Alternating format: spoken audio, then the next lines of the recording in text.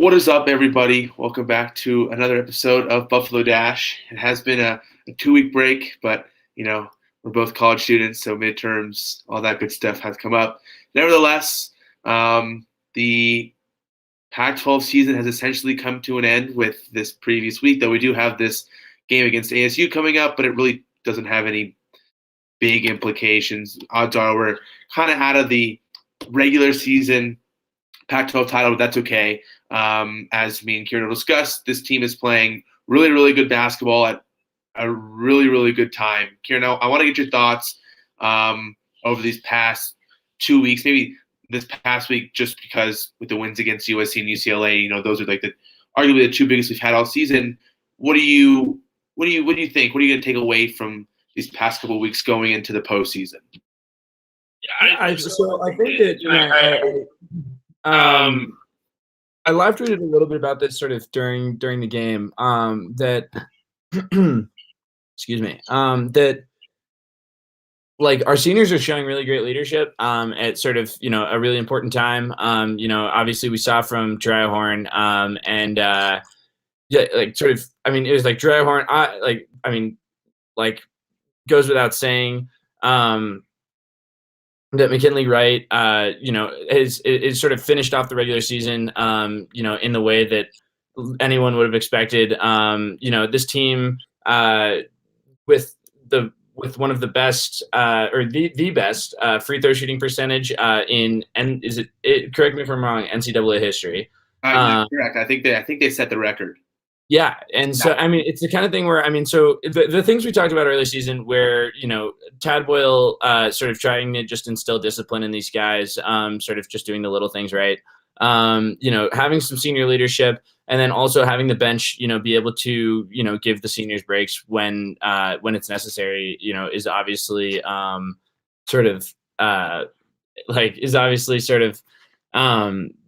just at the perfect time, and so I think that the fact that that's happening right now, leaves us in an awesome position sort of to be able to roll that momentum into the Pac-12, championship and stuff. Yeah, I think you're right. I think this was arguably the biggest test that this team is going to face all season with these two home games against arguably the two best teams in the conference. I think obviously we deserve to be up there as well, and we kind of proven that. But they at this time last year they were on that like 4-game losing streak going into the Pac-12 tournament. They couldn't figure themselves out, and they went into the tournament and lost first round to that the 11th seed Washington State. And this team just feels different. Like I think, like you said, the invaluableness of guys like McKinley Wright, who had a monster game against the UCLA when really no one else could find their shooting touch. He's the guy that stepped up. And we really hadn't seen that. We really hadn't seen that from him all year, scoring wise. But the fact that he was just doing it all really made it that much better. Like you mentioned, Jeriah Horn. He is, I think, should be nationally known as one of the most underrated graduate transfers. That this guy just can come off the bench and just knock down threes and make plays. And like you said, when our starters are getting the rest, when McKinley isn't on the floor, when Deshaun isn't on the floor, when Parquet isn't on the floor, guys like Jeriah come on the floor and Keyshawn, and it's really nice to get Jabari Walker back. And Tristan De Silva is playing really good minutes and really contributing a lot. That this team, like we said, is really deep. And this second squad coming on, I don't feel like they're going to squander away the lead, or they're gonna let the opposing team run out to this big score. So I think that if anything, these past 2 weeks have shown me, and like I said, especially the USC game where they blew them out by 18, and the UCLA game, which was just a gritty, hard-fought victory between two really, really good teams, that this team has the capabilities to not only blow teams out, but win the gritty games and win the games that they would have lost last year. Like at UCLA, at that 15-minute mark in the second half with 15 minutes to play, that's when they would start to that's when UCLA would start to pull away, and while CU would keep it close, they would just kind of not be able to get over the hump. But that game really showed me that this team is deep, and they're disciplined, and they have the abilities to win the hard games. So I think going into the Pac-12 tournament and eventually March Madness that this team is capable of doing big things. So I think you're exactly right that this like basically what's interesting about it is that while we saw that sort of a little bit of a midseason slump from the Buffs, that is sort of like that was sort of the inflection point of when what was going to decide whether they were going to ultimately be successful in the long term or whether they were going to be just it was like whether they're going to be successful in the long term or whether they were going to let that sort of bring them down and then sort of kind of bring it into what could have been a successful season. They ended up being able to overcome that, and they ended up doing like and what sort of I guess brought them through that, it was sort of ultimately the same things that we were talking about at the beginning of the season that we thought were strong points for this team that we saw as likely to be able to like we just saw as the strong points of this team from the get-go. And so I think the fact that they sort of found those like fundamental parts of who they are again in this latter half of the season, and then have been able to sort of refocus that same energy for like from here on out, I think has been really, really, it gives me a lot of optimism. I mean, I think that the downside is, we've shown that we have a tendency to, sort of play to the level of our opponents a little bit. I mean, coming off of 2 phenomenal wins here, to end the season, but at the same time, came into the season, sort of like, like 2 wins, two great wins here at the end of the season, but mid-season obviously had some bad losses to some bad teams.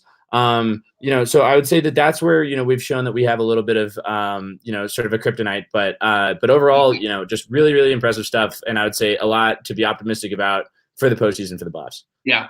I want to kind of transition into our next topic, because I think the last topic is juicy when we'll talk about what our expectations are. But, obviously this past Saturday night was senior night, meaning it was the likes of Deshaun's and McKinley's last games playing at home. And unfortunately, there's no fans allowed, but, especially McKinley's game, him dropping 26 and his stat line, like what a way to, kind of cement your legacy. Like he already has, like he's already got that Pac-12 record, being the only Pac-12 guy to do that. 1,600 points, 1,600 assists, 600 assists, 600 rebounds. And then obviously Sabrina did it last year before she left for the draft, because she's just in a league of her own when she was in college. But, it's like a guy like this, and Tad Boyle said all year, just don't take advantage of him because he's going to be gone. And, we're getting down to that. But a guy like this is truly a once in a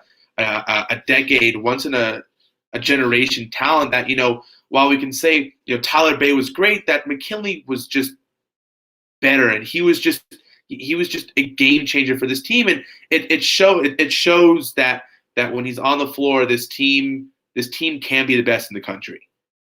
I agree. I mean, so I think that, there's a lot of players that, on this team that will, have definitely shown that they, are strong players, that they could definitely have a future in, like whether, I mean, have a future as just sort of late NBA draft picks or, EuroLeague kind of players, which is awesome. I think like the likes of a Dallas Walton, could absolutely have a future, in, playing in Europe or something, of that nature. I think, I think he's got a late, just very sort of very late draft potential. I think it's a little bit less likely, but, I think one thing that, I mean, McKinley Wright this year has just sort of, I think, cemented himself in a different echelon with the likes of, I mean, truly, I mean, when you look at it just from a numbers perspective, I mean, he's sort of etched himself in with the likes of a Chauncey Billups, he put up those kind of numbers, over the course of his career. And I mean, who knows whether that will sort of play out the same way, in the NBA. I mean, obviously one thing McKinley lacks is some height, but the one thing, he absolutely has, and, I mean, it was sort of put on display, I think, really well, in the UCLA game, especially, is, the guy just like doesn't stop fighting. He, in the UCLA game, they kept, they should, there's a point at which the clock, the clock sort of got like, it it didn't keep running, and they had to reset it. And they showed McKinley Wright, and he's hunched over, and he's trying to catch his breath and all this stuff. And they started just going back through all the plays in which he'd just taken 2 charges. He'd gotten a foul on a 3-pointer. When he like a shooting foul on a 3-pointer, picked it up. There's a bunch of things like that it's the kind of thing where the guy just never stops putting his body on the line, never stops hustling, and then it shows in the kind of stats that he puts up, and really just sort of absolutely, I think, cements him in sort of the top echelon of not only players from CU to come through the CU basketball program, but even in just the Pac-12, and I think that's a pretty unanimous agreement sort of across the Pac-12 overall. Yeah, it's still crazy to me that I was watching the USC game, and it was on ESPN, and they brought in some draft analysis, and obviously they were talking about Evan Mobley because he's arguably going to be the number 1 pick, and he's a monster. He really is, but it's like his team was getting crushed at that point. He was getting outplayed. He was getting outplayed by a guy who's at least 7 inches smaller than he is, and it's like they gave no love to McKinley. It's like, and they always compare him to Peyton Pritchard, and Peyton Pritchard's a great player. He was great for Oregon. He's doing great in the NBA, but Peyton Pritchard didn't set the records like McKinley did. He's not going to be forever known in the Pac-12 as the guy who had 1,600 points, 600 assists, 600 rebounds. It's like you said, McKinley deserves to be in the likes of within Colorado of a Chauncey Billups, but he deserves to be in the likes of one of the greatest players to play in the Pac-12. He truly is, and he's going to continue to be underrated. He's going to be overlooked as because he's only 6'1", but it's like you said, he just doesn't stop. His drive is constant. And the fact that he out rebounds guys that are 5 inches, 6 inches taller than him, it's like, how could you not like the guy, and how can he not be a guy that you get behind? He came back this year and he improved the things that they told him he needed to improve, and he truly has become an all-around player. And personally, I think he deserves to win Pac-12 Player of the Year just because of his contributions on both sides of the ball. His contribution he makes even when he's not involved in the play, the confidence he brings to the team when he's on the floor, it's really unmatched, I think, in the Pac-12. And like I said, I think he should win it. I don't think he's going to win it because Colorado still's underrated, and even though they're ranked now in the AP, it's like this team is far from getting the respect they deserve. I think that goes for Evan Batty, that goes for Jariah Horn, that goes for a guy like Deshaun Schwartz, who's, if he's on, he's absolutely lights out from 3. It's like this team is the type of team who can slide into March Madness and be that mid 5-6 seed, which we'll get to in a minute or two. But this is the team that could fly on the radar, underrated, and then people start to realize this team was good all year, and people take this team for granted. So, I think that serves as the perfect transition, right, into our last, into our third segment, which is, the potential for this team in March Madness and just, in the postseason in general. And to build off of what you were just saying, the thing that postseason tournaments, I think, tend to have a tendency to, the thing that they have a tendency to show is, or to highlight really, is teams that play as a team rather than as a group of individuals. I think that the thing that can not, I guess, there's obviously exceptions to this, but when I look at, a Villanova team from a few years ago, you know what I mean? Where, Jay Wright's Jay Wright's big on, sort of, very much like Tad Boyle, on bringing guys in and having them stay for 4 years, right? You know what I mean? And so I think I want to say it was 2016, 2015, 2016, Villanova won the national championship. And it was made up of a group of players that were almost entirely those who were old enough to be seniors, we're almost, there's it was all players that were staying through the program for more than just 1 year, 2 year, 3 years. Compared to the likes of a John Calipari sort of University of Kentucky team or something like that, or even, a Coach K Duke team.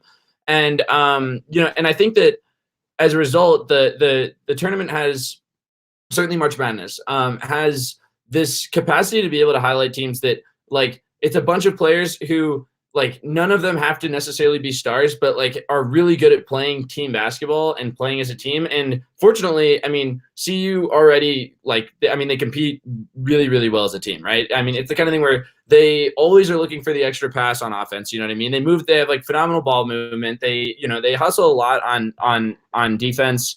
There's a lot of like sliding to help. The rebounding's pretty solid for the most part, except for when they kind of get outmanned, here and there. But like that's I think somewhat rare. And I think that McKinley Wright's stats are a testament to that. But this Buffs team, so you put McKinley Wright aside, is very much still though, and I mean he's a team player. I mean his like one of his top stats lines is assists, and like I mean it's a selfless stat. And then he brings the rest of this team into the fold in such a way that like when they play as a team, it allows them to beat teams that perhaps have more talent than them. And I think that is something that is like true. There's nowhere where that's where that can be true, or that can really sort of pay bigger dividends than in the NCAA tournament. And so I think that bodes phenomenally in terms of the Buffs' favor for being able to carry them a surprising way come March. Yeah, this team's gonna make the tournament, and I what I like is that the Pac-12 tournament now is more for them to be able to improve their seed, slide into that 4 or that 5 seed, and because right now I think they're a 7 seed, which is perfectly fine. That's the perfect time to just kind of chug through and get on there. But like me and you said throughout the season, when this team was at its highest, we were complaining that it wasn't ranked, that the AP ranking doesn't matter. This team continues to be top 15 in KenPom. It's top 15 in the net rankings. It's now ranked 24 in the AP poll. This team has been projected to make the tournament in Joe Lunardi's bracketology since arguably the beginning of the season. So it's like this team is good. This team's going to make the tournament. Like you said, they have the ability to play team basketball, and it's not the individuals. And like you said, I think of the Zion, RJ Barrett, Cam Reddish Duke team that lost to Michigan State in the Elite Eight. Perfect example. Yeah. Everyone thought they were going to win the tournament, but it doesn't work if you're not playing team basketball. And they were all 1-year wonders, and you can imagine what if they had stayed for another 2 years and even played to their junior years. They could have been that much better in college and dominated a NCAA tournament. But like you said, like the March Madness is the time for teams who can play team basketball to show up and beat teams who rely on 2 players to win them games. So I think this team is going to make the tournament, and I think they're going to win a couple games because, like you said, they play team basketball, and they have a guy like McKinley Wright who is more than willing as a point guard to score 6 points but have 14 assists. Right. And if a guy like Deshaun Schwartz is hitting, and if Jeriah Horn's coming off the bench and scoring 24 like he did in the USC game, and Evan Batty's scoring, making his post, and if this team is playing as the machine it's built, and they trust Tad Boyle, this team has a possibility to go far. They can beat anybody in the nation. They beat USC, who was the tallest starting rotation by 18. Mm-hmm. And this team is not, and Colorado's not big besides Dallas Walton. So it's like this team has proven that they can play at the top level of college basketball, but then they've proven that they can play down and lose games. Yeah. But if any indication this past week has shown me is that this team has rounded the corner, they understand what needs to happen, and they're going into the Pac-12 tournament that they're not content that they're already making the tournament, that they want to win this title, that they want to go into March Madness being the team with all the momentum.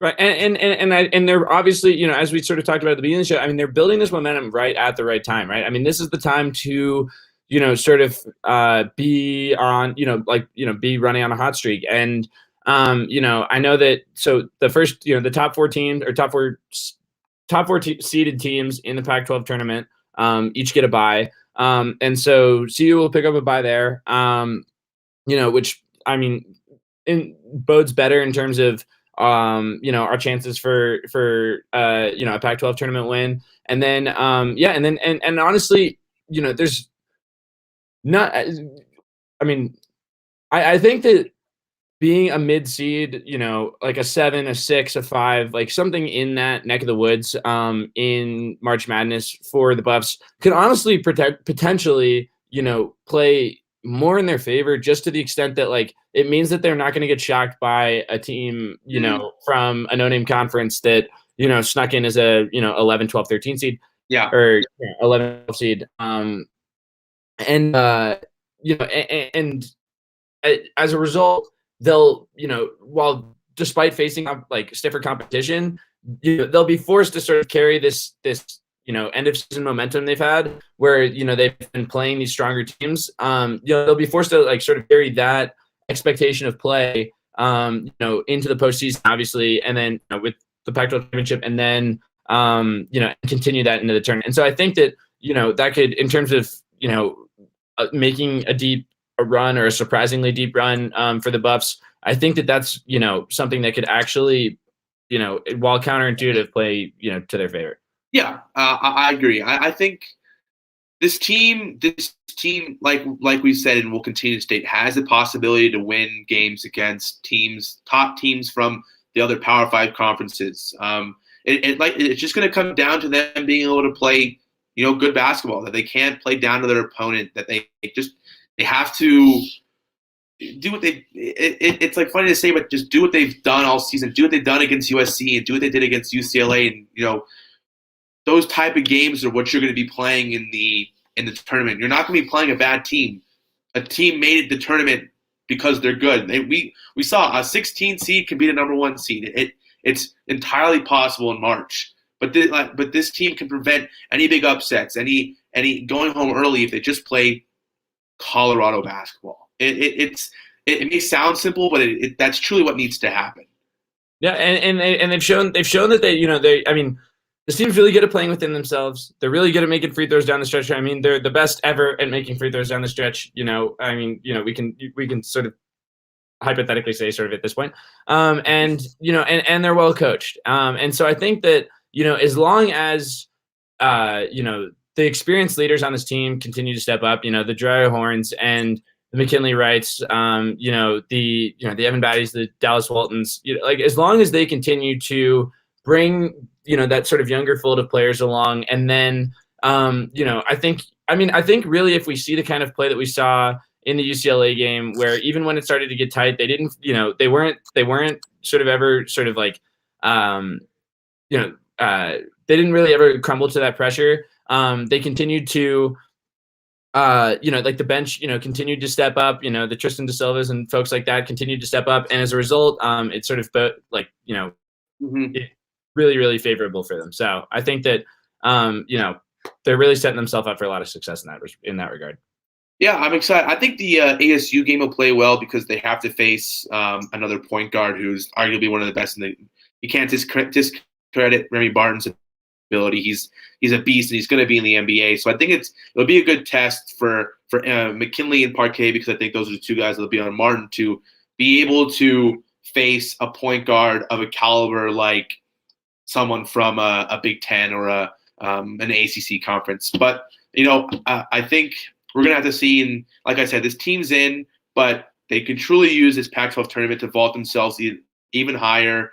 But I'm excited. It's March. It's my favorite month. It's the best time of the year. It's March Madness time. I really wish we could have seen McKinley off in person, but I'm excited to see how he tears up the Pac-12 tournament and March Madness. But with that, Kieran and I want to thank you, as always, for coming to another episode of Buffalo Dash. We will be getting back to our weekly programming now as the tournament comes closer. As always, check out the socials, Twitter, TikTok, Instagram, and Facebook. Check out the YouTube channel at Dashboards TV. Check out the website at dashboards.tv. Check out Kieran and I on Twitter. Our Twitter handles are under our faces. And we will see you next week. Adios.